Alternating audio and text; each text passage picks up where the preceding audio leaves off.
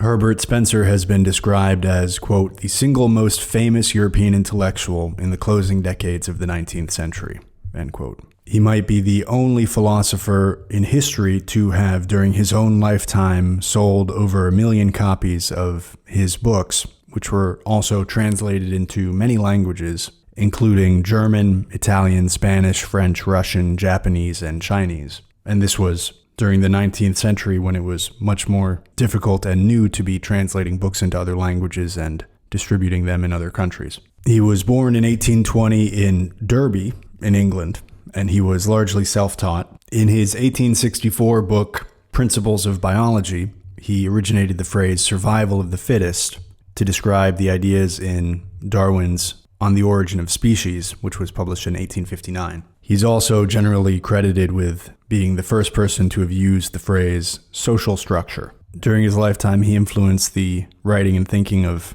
many people, including H.G. Wells, who used some of his ideas in the short story The Time Machine. He also invented a precursor to the modern paperclip, and in 1903 he died in Sussex, England. Spencer is a difficult thinker to talk about because he's quite controversial, because he's associated with what's now called social Darwinism. And this week I read a single book of Herbert Spencer called First Principles. And while there is some of what could be called social Darwinism in that, as we'll get into, he talks a lot about how a concept of evolution could, or as he proposes, does apply to language, society, art, science. There's not much in this book that could be considered very controversial, even by modern standards. But without having read all of his other stuff, apparently he wrote a lot about sort of bread and butter libertarianism, and maybe he gets more into social Darwinism in other books. It's hard to say decisively what his overall view was. Reading about Spencer, reading what other people have written about him, it can be difficult to square some of the commentary with what I saw in this text, which is that there was hardly anything that was very racial. He mentions savages a few times, but if you're reading any book in the 19th century, they're going to talk about savages. And he talks about them in order to demonstrate more primitive art.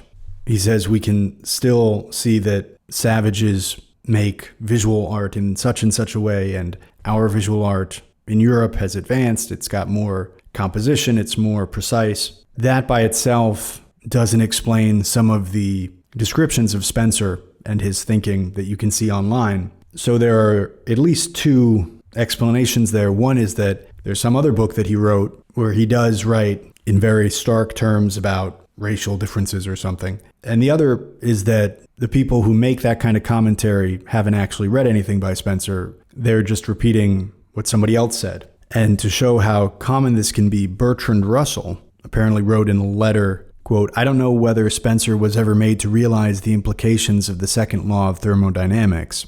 If so, he may well be upset. The law says that everything tends to uniformity and a dead level, diminishing, not increasing heterogeneity, end quote. So the accusation there from Bertrand Russell is that Spencer wrote about the second law of thermodynamics. He didn't use that phrase, but he used the concept, which, by the way, had only been developed in 1850, about 14 years before Spencer was writing. And it can be expressed in a number of different ways, but one way that I've heard it explained is that entropy never decreases. It can only increase, and it can stay the same under very specific circumstances. Russell is saying that Spencer talked about this concept without understanding the implications of it, that it leads to what we now call the heat death of the universe. And to answer that, I want to read a short passage from Spencer's First Principles. He says, quote, if man and society, however high the degree of evolution at which they arrive, are similarly dependent on this supply of force that is gradually coming to an end,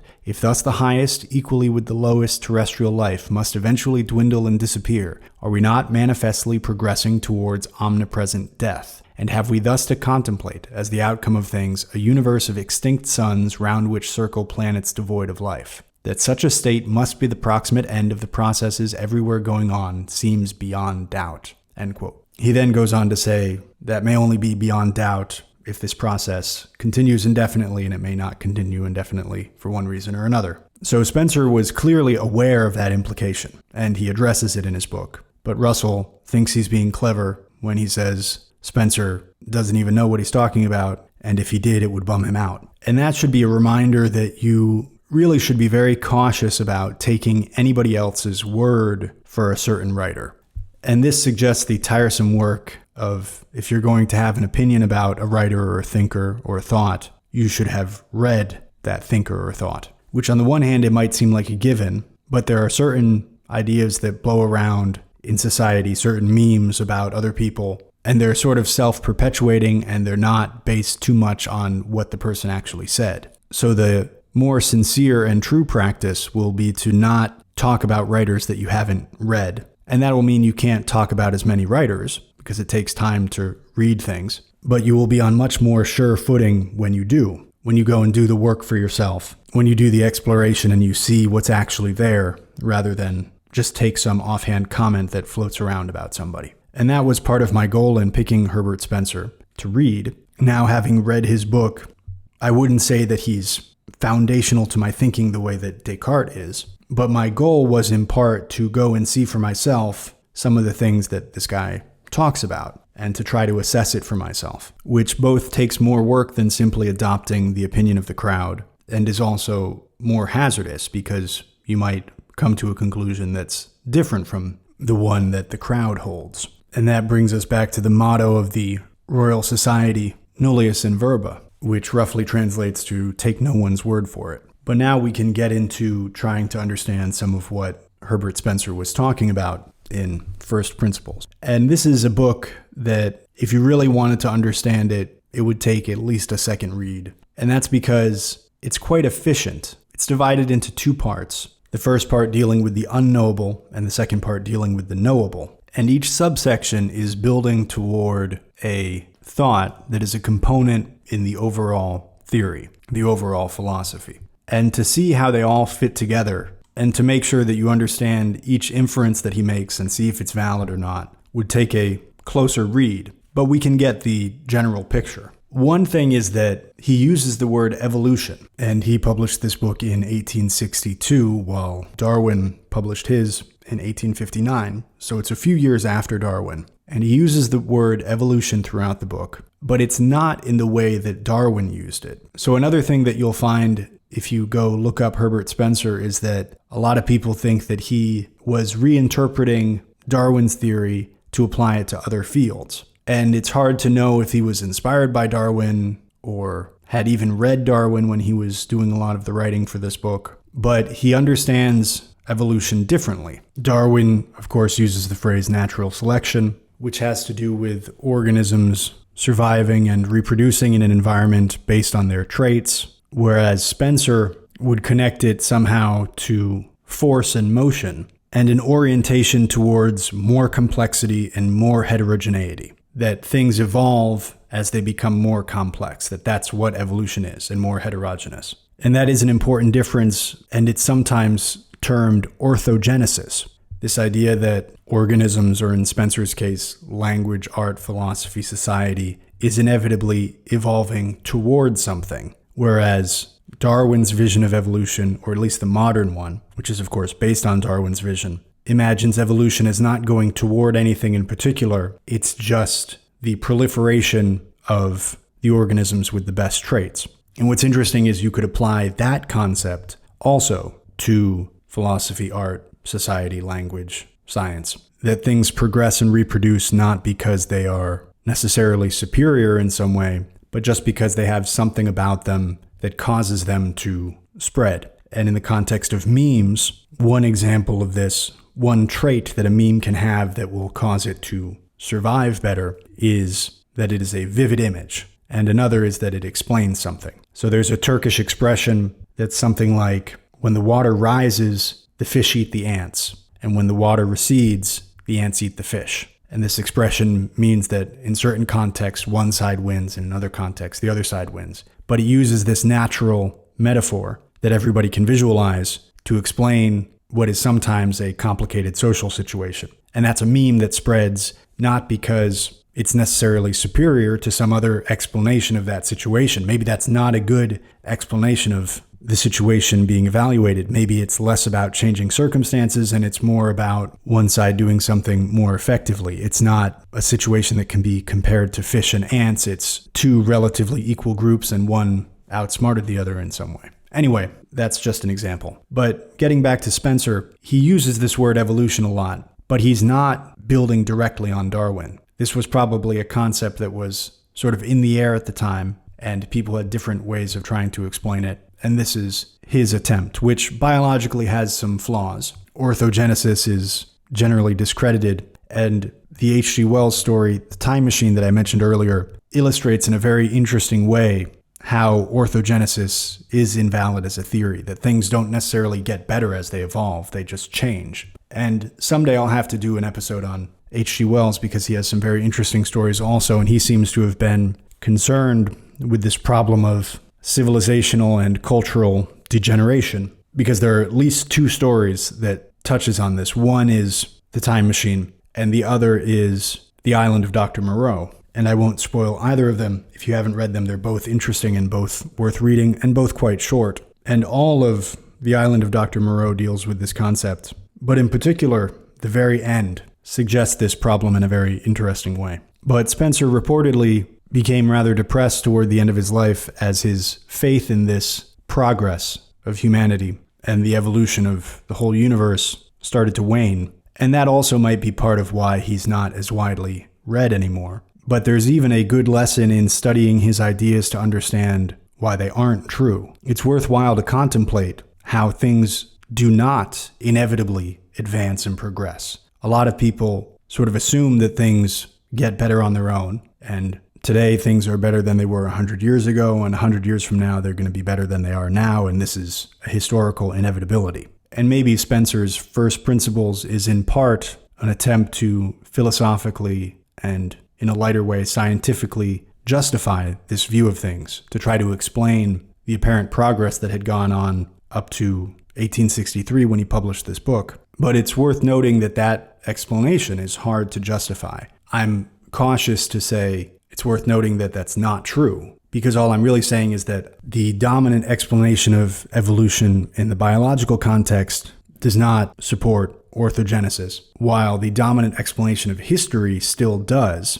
Most people do favor orthogenesis in their explanation of history, though they don't favor it in their explanation of biology. And what I mean by a dominant thought in a given field is the one with the most adherents at a given time. But as with any writer, we can learn as much from what we disagree with about Spencer as we do from what we agree with about him. Another thing that Spencer devotes a lot of his book to, basically the first half, is trying to consolidate religion and science. And whenever I see something like that, I'm inclined to move past it. And so when I first started realizing that that's one of the topics he was going to be talking about, I was a little disappointed. But he makes the case in an interesting way. Spencer was himself agnostic, and he was very much against badgering religious people about their beliefs. And he has a pretty interesting take on this problem. So let's look at some passages.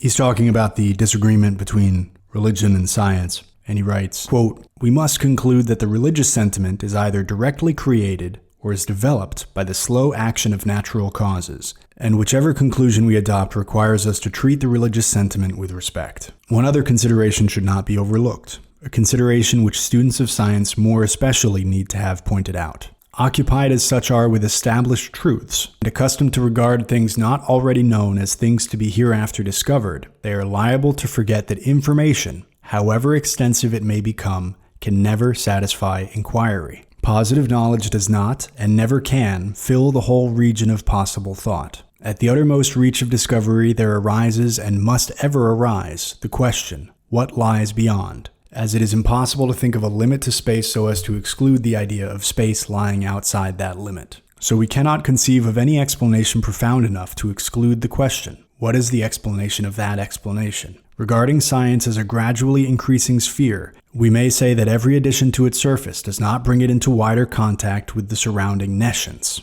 There must ever remain, therefore, two antithetical modes of mental action. Throughout all future time, as now, the human mind may occupy itself not only with ascertained phenomena and their relations, but also with that unascertained something which phenomena and their relations imply. Hence, if knowledge cannot monopolize consciousness, if it must always continue possible for the mind to dwell upon that which transcends knowledge, then there can never cease to be a place for something of the nature of religion, since religion, under all its forms, is distinguished from everything else in this, that its subject matter passes the sphere of the intellect." End quote. I was influenced by some atheist writers starting from about 2009. I had a good friend with whom I was staying in Brooklyn. He showed me some YouTube videos, and we would talk about them. And those guys influenced me a lot, so I know all the arguments about atheism and religion. And it might sound at first like Spencer here is talking about the notion of the God of gaps, that in the past, science couldn't explain this, and so people would use that as a religious argument, but then once science had a better explanation for it, then the religious moved off of that, and they would use something else, and this has been a gradual history of the expansion of science and the recession of religion in being able to explain natural phenomena. That's not what Spencer is talking about here. Here he's saying, no matter how much science can discover, even 10,000 years from now, and all the things, hopefully, if we haven't blown ourselves up, we will know at that time, even then, there will still be inquiry. And thank goodness that there will be, because how boring and almost horrifying would it be to just be in a universe where there was nothing left to discover and we knew everything and that was it. I guess humans would find a way to entertain themselves. They'd make art or something. Anyway, Spencer is saying that no matter how much knowledge we have, there will always be questions to ask. Inquiry will never conquer the unknown completely. And so there will always be a place for something like religion. And of course, you'll say, how do you get from there, which is kind of a deistic argument, and Spencer's father was a deist. How do you get from there to holy books? And Spencer gets to that later. The answer is that you don't really, but there is still something comforting for the religious and also interesting for the more scientifically minded.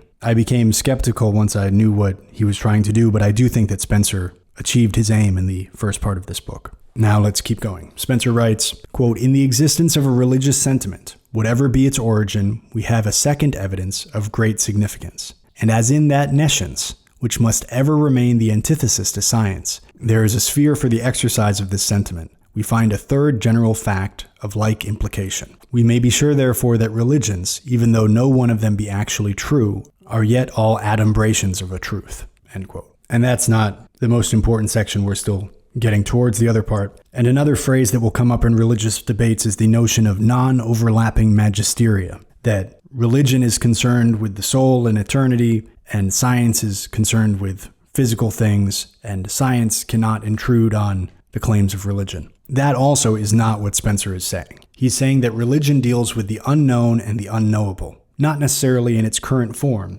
but over the course of history, and he gives examples of this. If you look at older religions, they progress in a certain way, they change gradually, and they're always dealing with the unknown. And while the unknown might recede, if it's receding on something that's infinitely large, this is sort of abstract, but if we imagine the unknown to be something that's infinitely large, all the things that we do not know, and since we don't know what we don't know, it might be reasonable to assume that it's infinitely large. But if that thing is receding, we are gaining knowledge, and I won't get into the problem of what exactly is knowledge. It's some kind of verbal explanation for a natural phenomenon. The problem of instrumentalism, science can predict an outcome, but it can't explain what actually causes the outcome. Putting all that aside, we're gaining knowledge, and this infinitely large thing is receding. That doesn't mean that it will ever disappear. And religion is the name for the way that humans deal with this unknown and ultimately unknowable section of reality. He's not saying that all the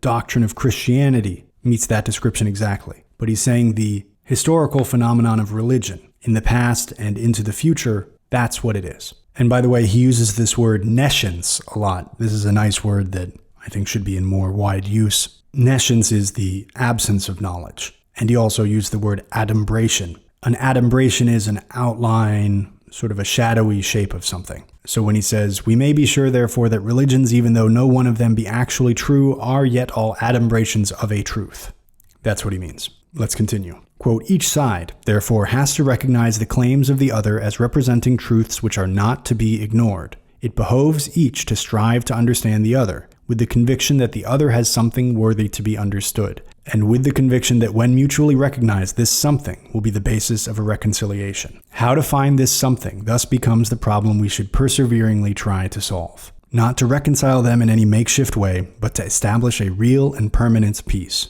The thing we have to seek out is that ultimate truth which both will avow with absolute sincerity, with not the remotest mental reservation. There shall be no concession, no yielding on either side of something that will by and by be reasserted, but the common ground on which they meet shall be one which each will maintain for itself. We have to discover some fundamental verity which religion will assert with all possible emphasis in the absence of science, and which science with all possible emphasis will assert in the absence of religion. We must look for a conception which combines the conclusions of both, must see how science and religion express opposite sides of the same fact, the one its near or visible side, and the other its remote or invisible side." End quote. So there he's laying out the problem. He's laying out what he's trying to find. It has to be something not that religion or science will concede to the other, but both insist that it is true even when the other one is not around. And it has to be the same thing. He writes, quote, "No one will say that the existence of an object at the present moment is made easier to understand by the discovery that it existed an hour ago, or a day ago, or a year ago. And if its existence now is not made more comprehensible by knowledge of its existence during some previous finite period, then no knowledge of it during many such finite periods, even could we extend them to an infinite period, would make it more comprehensible. Thus the atheistic theory is not only absolutely unthinkable, but even were it thinkable, would not be a solution. The assertion that the universe is self-existent does not really carry us a step beyond the cognition of its present existence, and so leaves us with a mere restatement of the mystery." End quote. And on the one hand, I think that probably few atheists or agnostics today would say that the universe is self-created, that they would assert positively that it came into being on its own, because that seems unsound somehow. I think most people would do the skeptical thing and say, I have suspended judgment. I don't know how the universe was formed, and maybe someday some physicists will be able to tell me something else that I don't really understand about it. Which, given our circumstances, maybe is the best explanation that we have for now. But I think a lot of people hold that opinion without ever thinking about how weird that is. That we all exist and we're all here, but on the one hand, there's problems with the notion that somebody created it, because then you go, where did the God come from? And then you say, well, he just always was. And the atheist is unsatisfied with that explanation. And so he says, no, I don't think a God did it. I think that the universe just always was. Or I don't know if it always was or not. And that's fine. I'm just going to go about my life and go to the grocery store and whatever. It's strange that logic doesn't allow us to imagine either a created universe or an uncreated universe that always existed. And you can say, oh, because of background radiation, physicists are able to determine the age of the universe to be about 13.5 billion years old. And to that you could say, or Spencer would say, well, make it not 13.5 billion, make it 13.5 million billion years old. And still you get to the problem of what was there before the universe. And that doesn't mean that God created it. This is just an edge in our thinking. This is one of the boundaries of knowledge that you can kind of take a little mental field trip to and just look at it in awe, like you're standing on the edge of a cliff or you're looking up at an enormous cliff. It provokes a certain kind of response in the mind that something, our existence, can both be inexplicable and also real.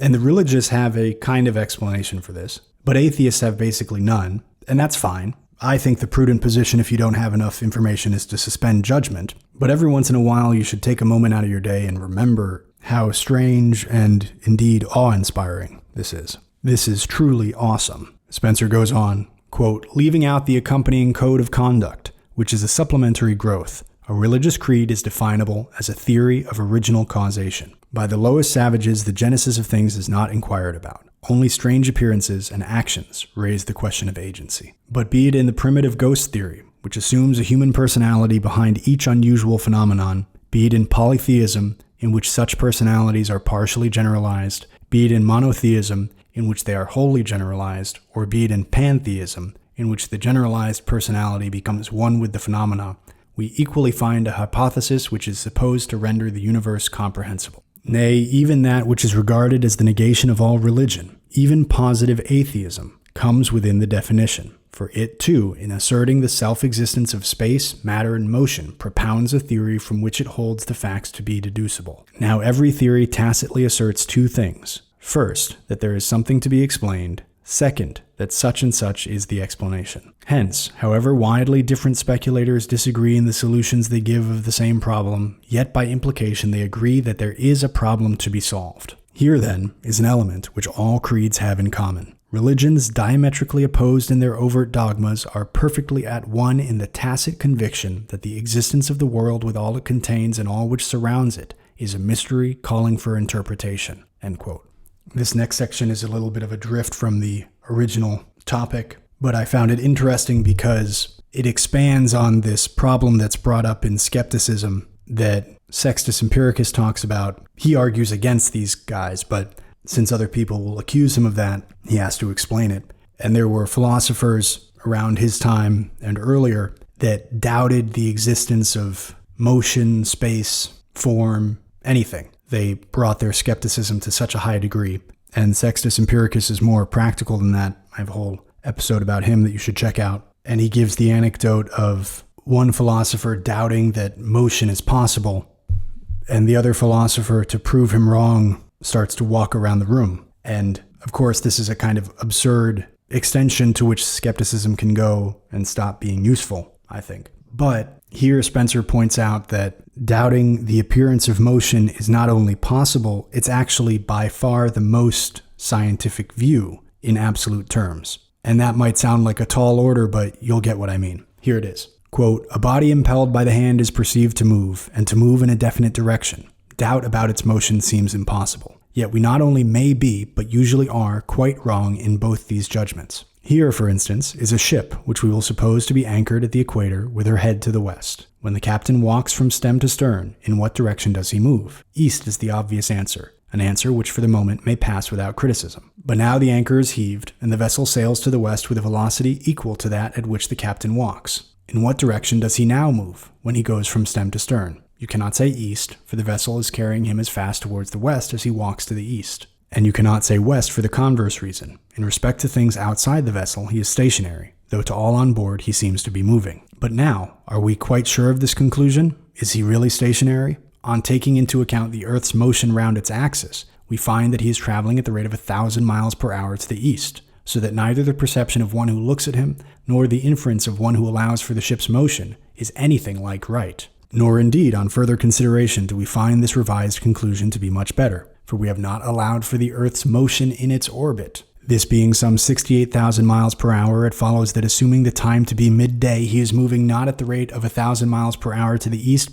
but at the rate of 67,000 miles per hour to the east. Nay, not even now have we discovered the true rate and the true direction of his movement. With the Earth's progress in its orbit, we have to join that of the whole solar system towards the constellation Hercules. When we do this, we perceive that he is moving neither east nor west, but in a line inclined to the plane of the ecliptic, and at a velocity greater or less, according to the time of the year, than that above named. And were the constitution of our sidereal system fully known, we should probably discover the direction and rate of his actual movement to differ considerably even from these. Thus we are taught that what we are conscious of is not the real motion of any object, either in its rate or direction, but merely its motion as measured from an assigned position, either our own or some other. Yet in this very process of concluding that the motions we perceive are not the real motions, we tacitly assume that there are real motions. We take for granted that there is an absolute course and an absolute velocity, and we find it impossible to rid ourselves of this idea. Nevertheless, absolute motion cannot even be imagined, much less known. Apart from those marks in space which we habitually associate with it, motion is unthinkable. For motion is change of place, but in space without marks, change of place is inconceivable, because place itself is inconceivable. Place can be conceived only by reference to other places, and in the absence of objects dispersed through space, a place could be conceived only in relation to the limits of space, whence it follows that in unlimited space, place cannot be conceived. All places must be equidistant from boundaries which do not exist. Thus, while obliged to think that there is an absolute motion, we find absolute motion cannot be represented in thought." End quote. And on the one hand, you might say that's not what first century skeptics were talking about. They meant that even the motion that you perceive, you're mistaken in perceiving it, or something. But I'm not sure how that would be different from this utterly logical thing that Spencer lays out here. The apparent paradox of absolute motion, that something can both be immediately available to our senses. It's the kind of data which you should be able to trust the most, is a sense impression. And it's even the kind that you could verify in a lot of different ways. You could make recordings of it, and you could have other people observe it also, and you could replicate it. But even this kind of knowledge is not reliable in a more ultimate sense. This should be enough to make people very cautious about their senses and even their cognition. Though at the same time, you could bring it all back into usability and some amount of truth if you were trying to document somebody walking and then record it faithfully. You could say this person was walking from here to there at this speed relative to the objects in his immediate surroundings, thereby acknowledging that you're not making a claim about absolute motion, you're making a claim about relative motion. And of course, adding this to everything would be pedantic and tiresome and mostly unnecessary, but it's the kind of thing that philosophers care about and that we should acknowledge if we are trying to get at absolute truth and what we really know. He then brings up another paradox. He says, quote, "Once more there is the old puzzle concerning the connection between motion and rest. A body traveling at a given velocity cannot be brought to a state of rest or no velocity without passing through all intermediate velocities. It is quite possible to think of its motion as diminishing insensibly until it becomes infinitesimal, and many will think equally possible to pass in thought from infinitesimal motion to no motion. But this is an error. Mentally follow out the decreasing velocity as long as you please, and there still remains some velocity, and the smallest movement is separated by an impassable gap from no movement. As something, however minute, is infinitely great in comparison with nothing, so is even the least conceivable motion infinite as compared with rest." End quote. And that one is a little less interesting to me than the problem of determining absolute motion, but there's still something strange about it. And a lot of times, especially when you look at ancient philosophers, you find them doing some kind of paradox, and it turns out it's really just a word game. If you replace the word with the actual phenomenon, then the paradox disappears. But the word makes it seem like there's a paradox there. And I look at this one, and the only thing I can think of is that the thing that we call rest is actually just an arbitrary cutoff for an amount of motion that, for our purposes, is slow enough to count as rest. Even mountains move at a couple inches per year, or whatever it is. And on a long enough time scale, buildings are slowly sinking into the earth, I think. So if you have a ball on a table, and it rolls a little bit and then it stops, it might not be that it is actually stopped, but rather it is moving so slowly. It's on that horizontal asymptote of speed, such that it's still technically moving, but it's moving at a speed of a millimeter per year, so to our perception, it looks like it has stopped moving. But this is somehow easier to imagine if you imagine a ball bumping into a wall. If we imagine that the friction of the ball on the table has brought it to a stop, that's sort of difficult. But if we imagine it was blocked by something, that's easier to understand somehow, though the thing he's saying should still apply. I don't know, this one seems like our intuitions are off, and if it looks like it has stopped, it doesn't matter if Achilles should never technically be able to catch the tortoise. The ball stopped, and he caught the tortoise, so let it go. Spencer goes on, quote, "Ultimate scientific ideas, then, are all representative of realities that cannot be comprehended. After no matter how great a progress in the colligation of facts and the establishment of generalizations ever wider and wider, the fundamental truth remains as much beyond reach as ever. The explanation of that which is explicable does but bring into greater clearness the inexplicableness of that which remains behind. Alike in the external and internal worlds, the man of science sees himself in the midst of perpetual changes of which he can discover neither the beginning nor the end. If he allows himself to entertain the hypothesis that the universe originally existed in a diffused form, he finds it impossible to conceive how this came to be so. And equally, if he speculates on the future, he can assign no limit to the grand succession of phenomena ever unfolding themselves before him. In like manner, if he looks inward, he perceives that both ends of the thread of consciousness are beyond his grasp. Neither end can be represented in thought. When again he turns from the succession of phenomena, external or internal, to their intrinsic nature, he is just as much at fault. Supposing him in every case able to resolve the appearances, properties, and movements of things into manifestations of force in space and time, he still finds that force, space, and time pass all understanding. Similarly, though analysis of mental actions may finally bring him down to sensations, as the original materials out of which all thought is woven, yet he is little forwarder, for he can give no account either of sensations themselves or of that which is conscious of sensations. Objective and subjective things he thus ascertains to be alike inscrutable in their substance and genesis. In all directions, his investigations eventually bring him face to face with an insoluble enigma, and he ever more clearly perceives it to be an insoluble enigma. He learns at once the greatness and the littleness of the human intellect, its power in dealing with all that comes within the range of experience, its impotence in dealing with all that transcends experience. He, more than any other, truly knows that in its ultimate nature nothing can be known." End quote. So in that passage, he's talking about the limits of what science can access, what our intellect can access, the limits of the knowable. And now here he gets into the historical trajectory of religion. He talks first about science and its role in pulling religion into its best form.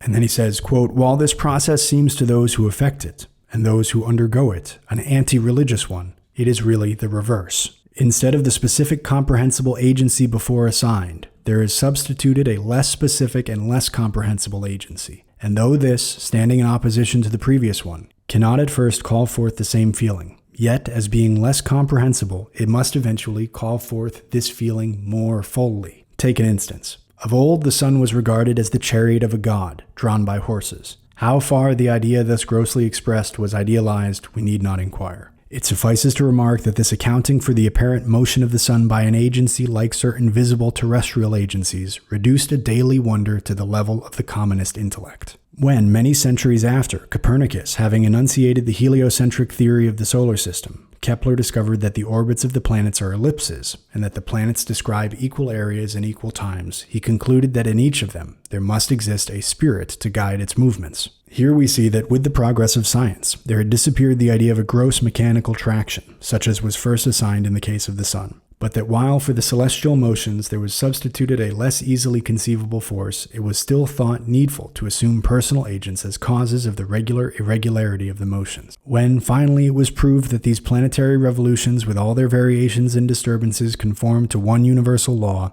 when the presiding spirits which Kepler conceived were set aside, and the force of gravitation put in their places, the change was really the abolition of an imaginable agency and the substitution of an unimaginable one. For though the law of gravitation is within our mental grasp, it is impossible to realize in thought the force of gravitation. Newton himself confessed the force of gravitation to be incomprehensible without the intermediation of an ether, and as we have already seen, the assumption of an ether does not help us. Thus it is with science in general. Its progress in grouping particular relations of phenomena under laws, and these special laws under laws more and more general, is of necessity a progress to causes more and more abstract. And causes more and more abstract are of necessity causes less and less conceivable, since the formation of an abstract conception involves the dropping of certain concrete elements of thought. Hence the most abstract conception, to which science is slowly approaching, is one that merges into the inconceivable or unthinkable by the dropping of all concrete elements of thought. And so is justified the assertion that the beliefs which science has forced upon religion have been intrinsically more religious than those which they supplanted."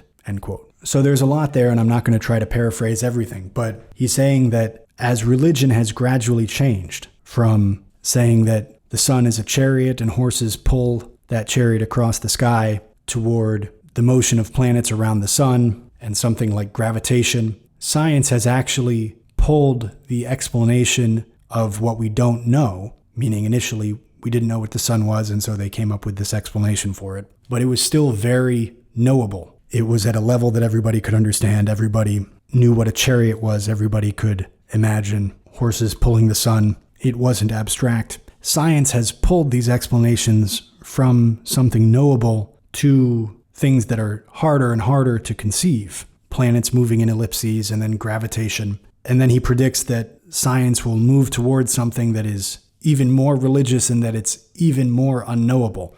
And that's interesting because he's writing 50 years before the start of what is today called particle physics and the study of quanta, by which science increasingly fits into this super abstract category and increasingly is unlike what we know in our day-to-day lives. And he said this is actually a process by which science is helping religion to purify itself, meaning to become increasingly an attempt to describe the unknowable. And though this may not be a perfect theory, it is certainly an interesting thought worth contemplating, and it puts religion into a different position than it had been for me. And he expands on this a little more. Quote, very likely there will ever remain a need to give a shape to that indefinite sense of an ultimate existence, which forms the basis of our intelligence. We shall always be under the necessity of contemplating it as some mode of being, that is, of representing it to ourselves in some form of thought, however vague.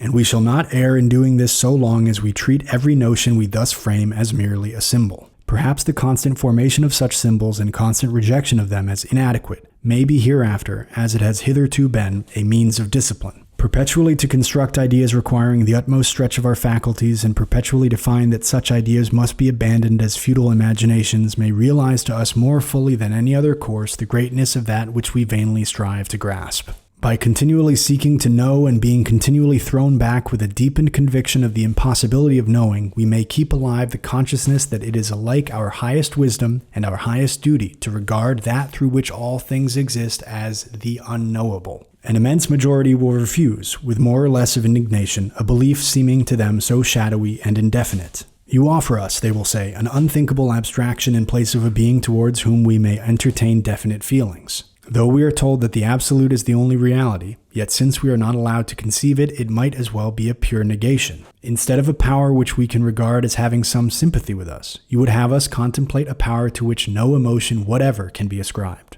And so we are to be deprived of the very substance of our faith. This kind of protest, of necessity, accompanies every change from a lower creed to a higher. The belief in a community of nature between himself and the object of his worship has always been to man a satisfactory one. And he has always accepted with reluctance those successively less concrete conceptions which have been forced upon him. Doubtless, in all times and places, it has consoled the barbarian to think of his deities as like himself in nature, that they might be bribed by offerings of food, and the assurance that deities could not be so propitiated must have been repugnant because it deprived him of an easy method of gaining supernatural protection. To the Greeks, it was manifestly a source of comfort that on occasions of difficulty they could obtain through oracles the advice of their gods, nay, might even get the personal aid of their gods in battle, and it was probably a very genuine anger which they visited upon philosophers who called in question these gross ideas of their mythology. A religion which teaches the Hindu that it is impossible to purchase eternal happiness by placing himself under the wheel of Juggernaut can scarcely fail to seem a cruel one to him, since it deprives him of the pleasurable consciousness that he can at will exchange miseries for joys.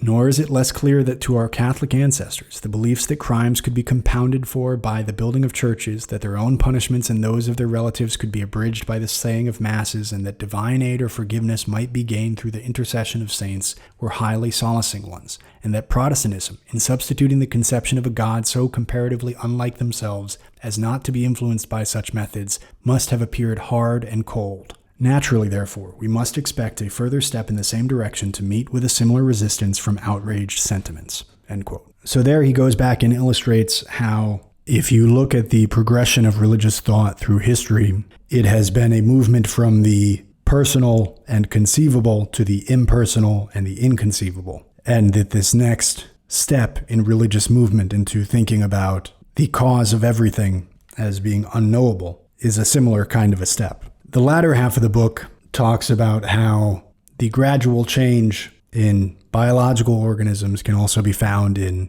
society, art, philosophy, science, language, a lot of other fields. He would say the universe as a whole. And I found the passages where he's talking about society and human dynamics, politics, particularly interesting. Here he's talking about the line of least resistance and the role that this plays in biology, that he first says that a tree root grows through the soil, taking the line of least resistance, and that water flowing downhill does this, and that it's observable everywhere in nature. And then he finds examples of it in human society. He writes, quote, "As with individual men, so it is with aggregations of men. Social changes take directions that are due to the joint actions of citizens, determined as are those of all other changes wrought by composition of forces. Thus, when we note the direction of a nation's growth, we find it to be that in which the aggregate of opposing forces is least. Its units have energies to be expended in self-maintenance and reproduction. These energies are met by various antagonistic energies, those of geologic origin, those of climate, of wild animals, of other human races with whom there is enmity or competition. And the tracts the society spreads over are those in which there is the smallest total of antagonisms, while they yield the best supply of food and other materials which further the genesis of energies. For these reasons, it happens that fertile valleys where water and vegetal products abound are early peopled.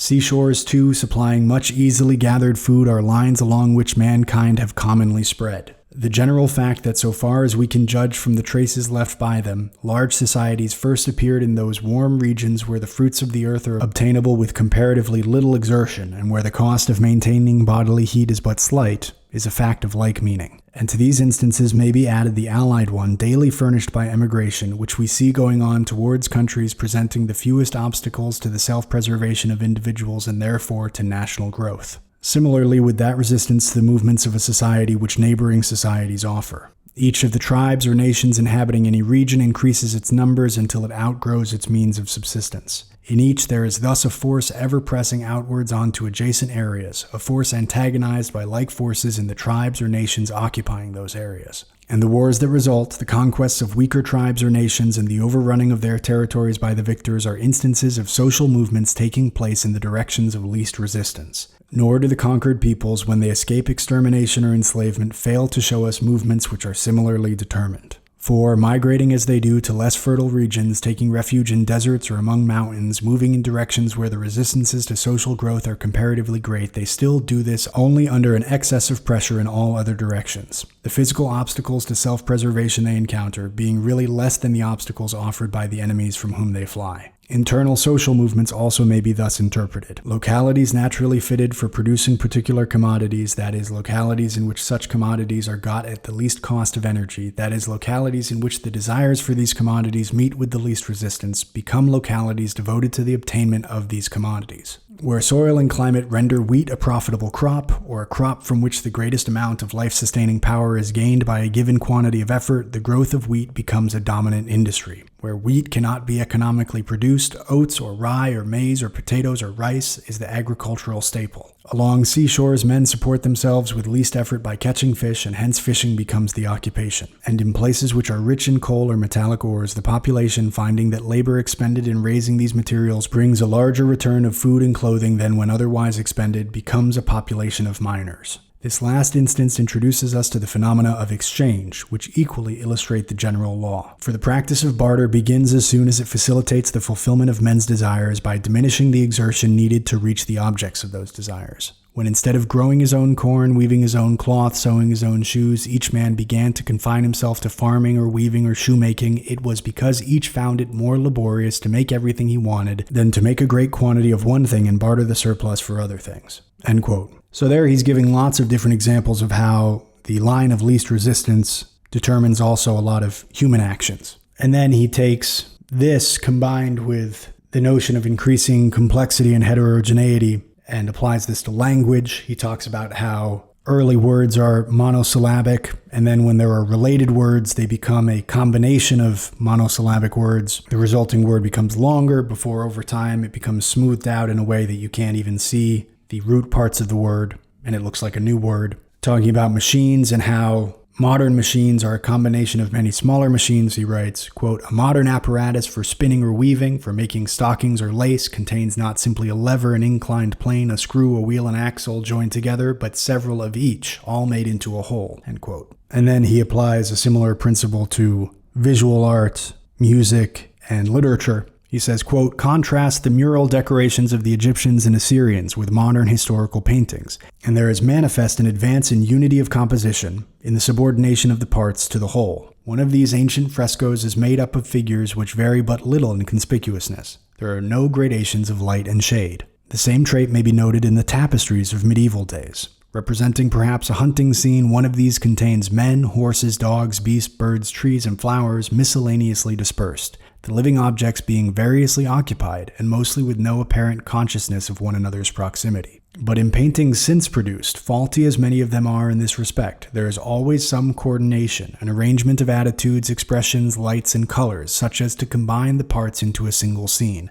and the success with which unity of effect is adduced from variety of components is a chief test of merit. In music, progressive integration is displayed in more numerous ways. The simple cadence embracing but a few notes, which in the chants of savages is monotonously repeated, becomes among civilized races a long series of different musical phrases combined into one whole, and so complete is the integration that the melody cannot be broken off in the middle, nor shorn of its final note, without giving us a painful sense of incompleteness. When to the air a bass, a tenor, and an alto are added, and when to the different voice parts there is joined an accompaniment, we see integrations of another order which grow gradually more elaborate. And the process is carried a stage higher when these complex solos, concerted pieces, choruses, and orchestral effects are combined into the vast ensemble of an oratorio or a musical drama. Once more, the arts of literary delineation, narrative and dramatic, furnish us with illustrations. The tales of primitive times, like those with which the storytellers of the East still amuse their listeners, are made up of successive occurrences, mostly unnatural, that have no natural connections. They are but so many separate adventures put together without necessary sequence. But in a good modern work of imagination, the events are the proper products of the characters living under given conditions, and cannot at will be changed in their order or kind without injuring or destroying the general effect." End quote. So all three of those examples are interesting. First, he talks about visual art, and you can of course imagine a cave painting or a medieval painting. If you imagine a painting of a hunt, people going hunting, that was painted in, say, the 11th century. You'll see in the painting trees, a horse, dogs, a deer, a guy hunting, maybe other people behind him, but it'll be just a collection of separate icons almost. It doesn't appear to be unified in a certain way. And that is a big difference between that kind of art and the art starting from about the Renaissance, which not only looks more realistic, but all of the pieces that are in the painting, all of the objects, are deliberately chosen and placed in a way that is also pleasing somehow. Or sometimes maybe it's chosen deliberately to be a little off-putting, but it's part of the design. So there are two things. One is that the image becomes more complex, but two, all of the parts of the image are subordinate to the whole that they're a part of. And then he gives the example of music, that you can imagine Native American music, for example, which can be very pleasing, but there's no doubt that it's more simple than classical music, which has not only multiple parts, not only more than one melody, but it has, again, this composition, meaning it's a whole. The melody comes back in a certain way. There's other kinds of symmetries. And if this is missing, then that is a shortcoming of the composition. That's part of it. It can't only have nice melodies. It has to also be put together in a nice way. And the same thing is true of a story. What makes a modern novel different is that, again, it has not only this complexity and heterogeneity, but it also has this overall composition. And you couldn't easily remove parts of it without disrupting it. And it's hard to connect that to what we today call evolution. There isn't really natural selection in what Spencer is talking about here, but there is certainly an identifiable pattern in the way that certain things have developed over a long period of time. And it's strange that this pattern can be identified in all these very different fields. That shouldn't necessarily be the case. Those are the passages from Herbert Spencer's First Principles that I wanted to show you. There are very few books that are all the way through things that you agree with or things that affect your thinking. Much more often, you can pull out a few good ideas to think about or a few good points. And that's what this book was for me. It gave me some stuff to think about. It made me think about religion a little bit differently. And I'm especially interested in this perspective of politics as a natural phenomenon that can be studied scientifically. And there were more passages dealing with that, but I left them out. This was a challenging book to pull out excerpts for, because in order to really understand what he was saying, you have to have a lot of the stuff before it. So the excerpts often were very long, and I tried to avoid those super long excerpts when I could. But if anything we've talked about so far grabs your attention, I definitely recommend you check out this book, because it's the kind of book that's hard to summarize. Even when you read his summary at the end, you find yourself going, wait, I have to go back and reread that part because I don't quite remember what he said there. But people can get a little uncomfortable about thinking of politics as a field of scientific study. And I think that's in part because people don't like to think that they are predictable. And science is, in part, demonstrated by its ability to make predictions. And people don't want to think that it's even possible to predict what they would do.